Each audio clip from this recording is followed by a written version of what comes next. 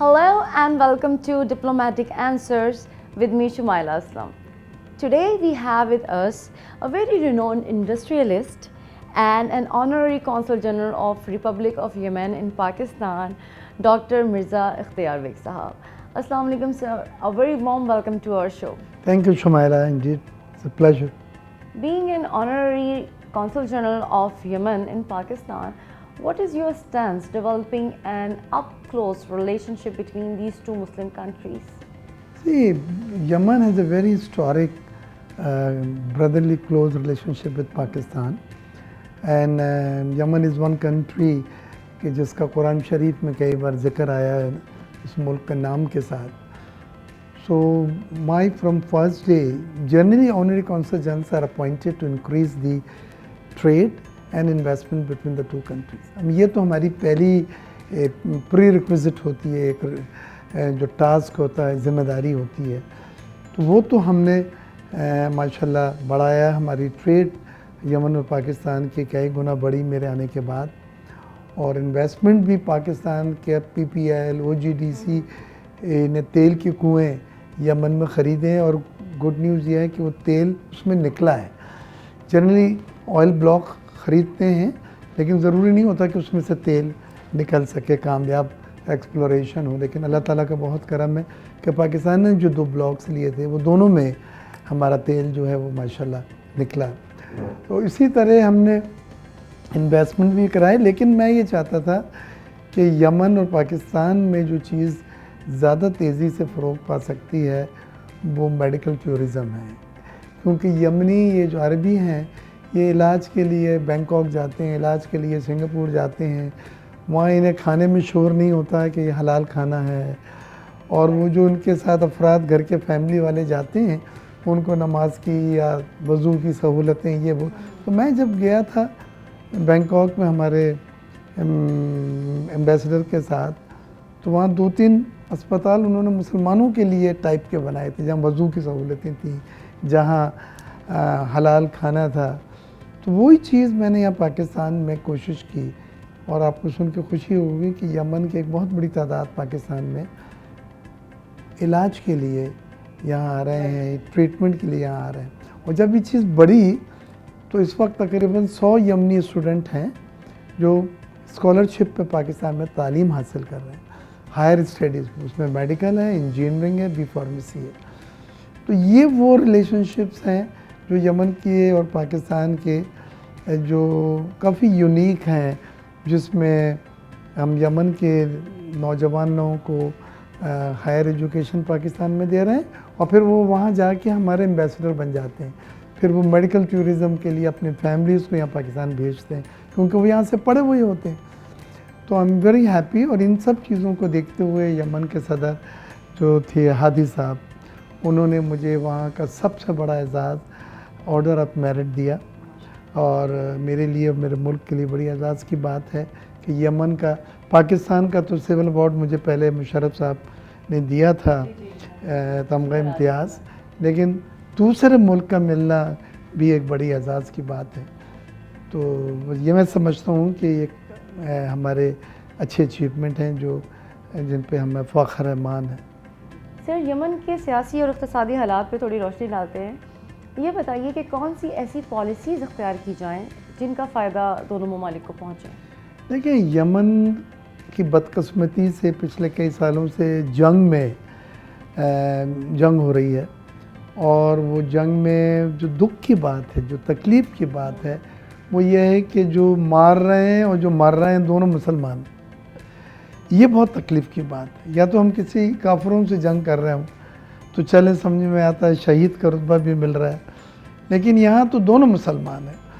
तो अल्लाह ताला का करम है कि अब साइंस ने प्रिवेल किया, और सऊदी अरब और इमारात ने यमन में जो एक ट्राइब हैं हुतीज़ के नाम से, जो वहाँ पे जंग कर रहे थे, सिविल वॉर टाइप की, उनके साथ बैठ के और सीज़ फायर हुई है, जंग बंदी हुई है. और मुझे पूरी उम्मीद है कि ये सब एग्जॉस्ट हो चुके थे, थक चुके थे. यमन में अदन जो पोर्ट है, वहाँ से मेडिसिन्स नहीं आ सकती कि बच्चों के लिए अद्वियात, बच्चों के लिए खाने पीने की अशिया नहीं आ सकती। तो बहुत बुरा वक्त यमन ने देखा है, और जब ये चीज़ होती है तो फिर तरक्की बहुत पीछे चले जाती है। तो यमन जो तेल के कुएं दरियाफ्त करके और तेल और गैस निकाल के और टूरिज़म में, और यूनिसेफ का ये एक कंट्री था जो यूनेस्को की हेरिटेज रखता था, वो यमन आग के शोलों में खंडरात में तब्दील हो गया। लेकिन अल्लाह ताला की ज़ात से उम्मीद है कि हर रात के बाद एक सुबह होती है और हर अंधेरे के बाद उजाला आता है। तो यमन में भी इंशाअल्लाह अब हालात बेहतर हो रहे हैं और होने जा रहे हैं। Of course, diplomacy is one of the instruments of foreign policy. What other instruments may help in developing a better relationship between Yemen and Pakistan? लेकिन जब भी दो ममालिक में आप तिजारत को फ़रोग़ देते हैं या सरमायाकारी को फ़रोग़ देते हैं, you have to have a good economic policies, good investment policies to attract the investor. But at the same time, you have to have a good diplomatic relationship between the regional countries or between the countries you are interested to come to Pakistan for investment. अब मैं बड़ी मिसालें देता था। जब रावल भुट्टो ज़रदारी साहब अभी जा रहे थे वाशिंगटन, तो मुझसे मुलाकात हुई। मैं टॉप के बिजनेसमैनों को, गुल अहमद का चेयरमैन, अलकरम का चेयरमैन, मोहम्मद अली टब्बा साहब, लकी ग्रुप को लेके गया था। तो जब मीटिंग ख़त्म हुई तो मैंने एक पर्चा लिख के दिया कि ये 4 काम आपने करके आने हैं अपने एजेंडे के अलावा। तो कहने लगे वो क्या 4 चीज़ें। मैंने कहा जी, पहले FATF पे हमें 3-4 साल से रगड़ा जा रहा है ग्रे लिस्ट में, हालांकि हमने सब उनकी शराइत मान ली। फिर IMF वाले भी हमें रगड़ा दे रहे हैं, अब ऐसी ऐसी शराइत दे रहे हैं जो पहले कभी नहीं दी, क्योंकि अंकल सैम नाराज़ हैं। और तीसरी चीज़ मैंने कहा उनसे कि आप GSP प्लस यूरोपियन यूनियन ने हमको दिया था ड्यूटी फ्री का बरात, वो ख़त्म हो रही है नेक्स्ट ईयर, तो उसके लिए भी बात करें। और चौथी चीज़ थी CPEC को पिछली हुकूमत ने ज़रा नज़रअंदाज किया था, तो हम चाहते हैं कि उसको दोबारा रिवाइव हो, चीन के साथ ताल्लुकात, एतमाद की फ़ज़ा बेहतर हो। तो मुझे बड़ी खुशी है कि वहाँ से फिर मैसेज आया था कि हमने 4 चीज़ों पे बात की है, और आपने देखा FATF से हम निकलने जा रहे हैं इंशाल्लाह, और IMF के साथ भी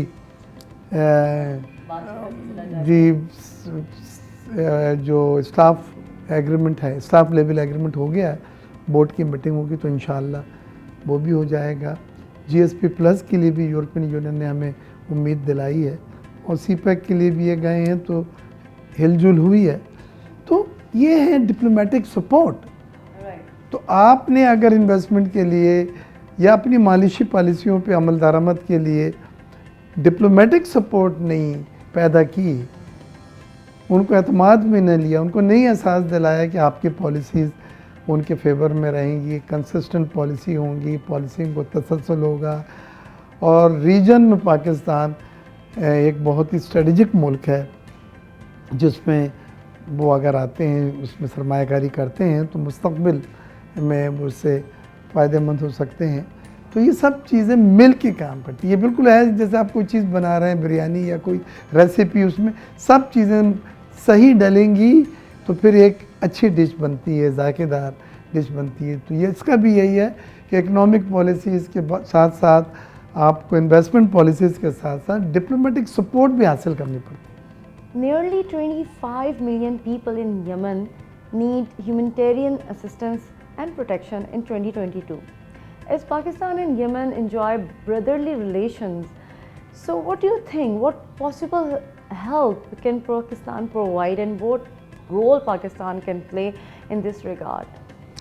Pakistan has already requested our friends in the region, Saudi Arabia, UAE, Iran, to play their due role, and I'm very happy that the sense prevailed, और वो तमाम ममालिक जो इसमें इन्वॉल्व हैं या उनका असर रसूख है, वो इस बात पे अब तैयार हो गए हैं कि सीज़ फायर की जाए और यमन में अमन जो है वो कायम किया जाए।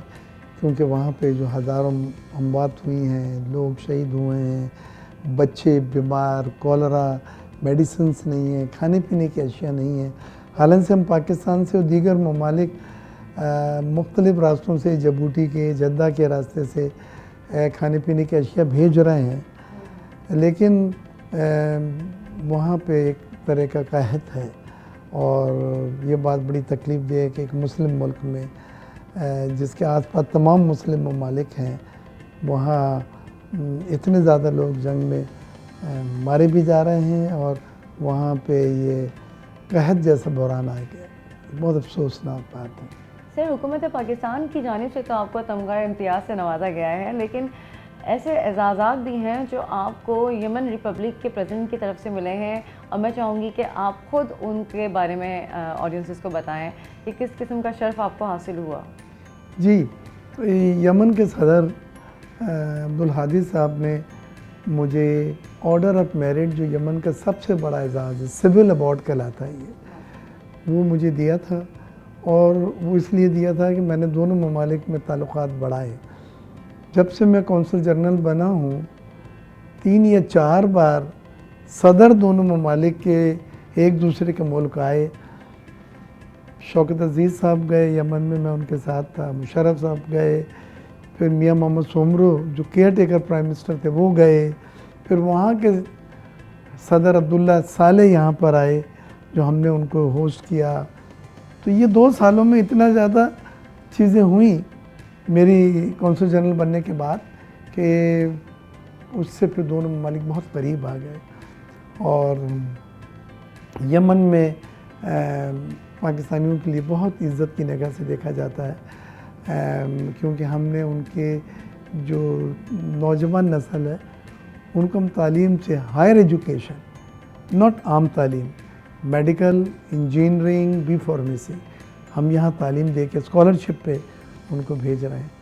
तो बस इंशाल्लाह इस वक्त पाकिस्तान में कोई 100 के करीब तलबा हैं यमनी, जिसमें आधे स्कॉलरशिप पे पढ़ रहे हैं, आधे अपने खर्चे पे पढ़ रहे हैं। वो मेरी ज़िम्मेदारी, वो हमारी फैमिली है। ईद बकरीद पे वो घर पे आते हैं, और नेशनल डे जो हम मनाते हैं, अभी मई में हुआ था 22 तारीख को, तो वो सब आए थे।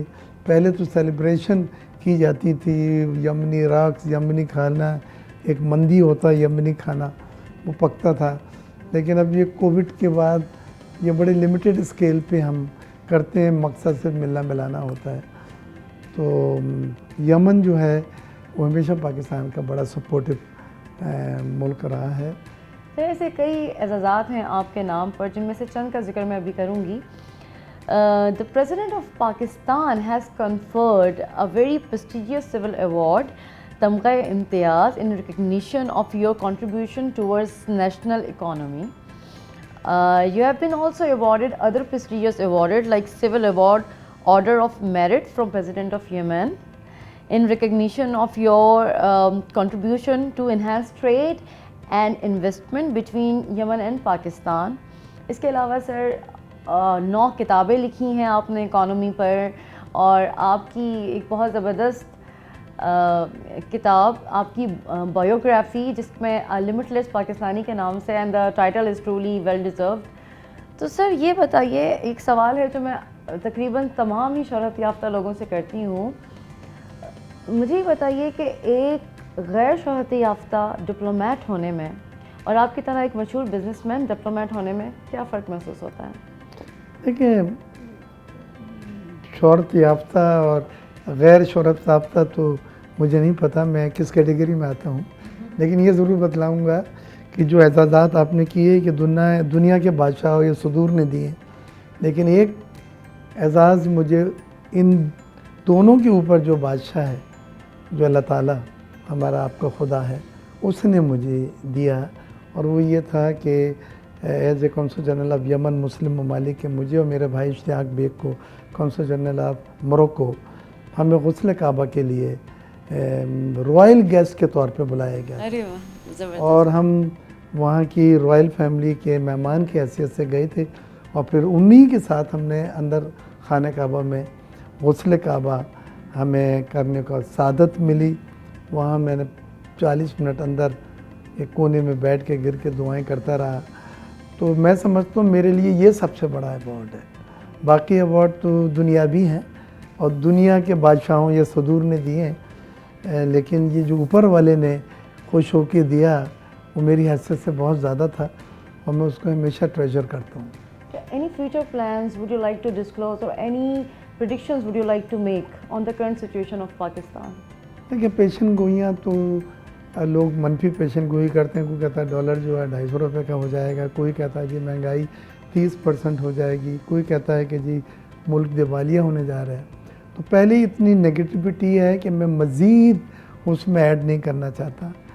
मैं तो यही कहता हूँ कि देखें, अगर अल्लाह ना करे पाकिस्तान दिवालिया हुआ या दिवालिया के करीब गया तो हमारी एलसियाँ एक्सेप्ट नहीं होंगी, हमारा दुनिया में वो वक़ार ख़त्म हो जाएगा और पाकिस्तान एक न्यूक्लियर स्टेट होते हुए, फिर मैं रिपीट कर रहा हूँ, पाकिस्तान एक न्यूक्लियर स्टेट होते हुए डिफ़ॉल्ट दिवालिया होना अफोर्ड नहीं कर सकता। सर जाते जाते हमारे ऑडियंसेस के लिए कोई मैसेज दे दीजिए, वो लोग जो फ्यूचर में बिज़नेस का हिस्सा बनना चाहते हैं या डिप्लोमेसी में आना चाहते हैं, उनके लिए आप क्या मैसेज देना चाहेंगे? देखिए मैसेज यही है कि महंगाई जब बढ़ रही है तो महंगाई का मुकाबला कैसे कर सकते हैं। आसान जवाब है इनकम बढ़ा के। इनकम कैसे बढ़ेगी? इनकम कैसे बढ़ेगी? आपके पास रोज़गार के मौके तो कम हो रहे हैं, अनएम्प्लॉयमेंट हो रही है, फैक्ट्रीज अगर बंद हो रही हैं तो लोगों की मुलाजमतें ख़त्म हो रही हैं।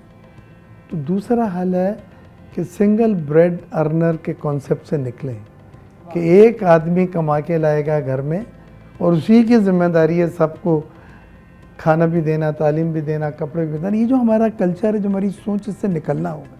अब एक आदमी की जिम्मेदारी नहीं रही इतना महंगाई में पूरी फैमिली को अफोर्ड कर सके। अब मल्टी ब्रेड अर्नर के तौर पे आप आएँ, आप भी ट्यूशन पढ़ाएँ, उनकी वाइफ भी केक बेकिंग करके मोहल्ले में सप्लाई कर दें या ऑफिसेज में सप्लाई करें और इस तरह से हम अपनी इनकम को बढ़ाना होगा उस महंगाई को मुकाबला करने के लिए जिसके लिए ज़्यादा आपको पैसे चाहिए। लेकिन हमारा कल्चर अभी तक वही देसी कल्चर है कि सिंगल ब्रेड अर्नर। मैं कभी नहीं चाहूँगा मेरी बीवी जो है वो जॉब करने जाए या जाए तो सेफ एनवायरनमेंट ज़्यादा खदशात होते हैं। लेकिन देखिए इंडिया में नहीं है, मियाँ बीवी मोटरसाइकिल पर बैठ के निकलते हैं और हस्बैंड ड्रॉप करता है बीवी को एडवर्टाइजिंग एजेंसी में या बैंक में और फिर वो जॉब करने चला था और वापसी में पिकअप करता। ये कॉन्सेप्ट को डेवलप है जहाँ आप ये समझते हैं कि एक सिंगल ब्रेड अर्नर के लिए मुश्किल हो रहा है वो कमाई, वो इनकम करना जो मुकाबला कर सके इस महंगाई की, उस बच्चों को तालीम और अच्छी सेहत दे सके। वहाँ पे मल्टी ब्रेड अर्नर यानी एक से ज़ायद कमाने वालों को आगे आना हो। Thank you so very much, sir, for being on our show and giving us your precious time. This is me, Shumaila Aslam. You are watching Diplomatic Answers with Dr. Mizaf Diyar Beg. Thank you so much. This is me signing off. See you in the next show.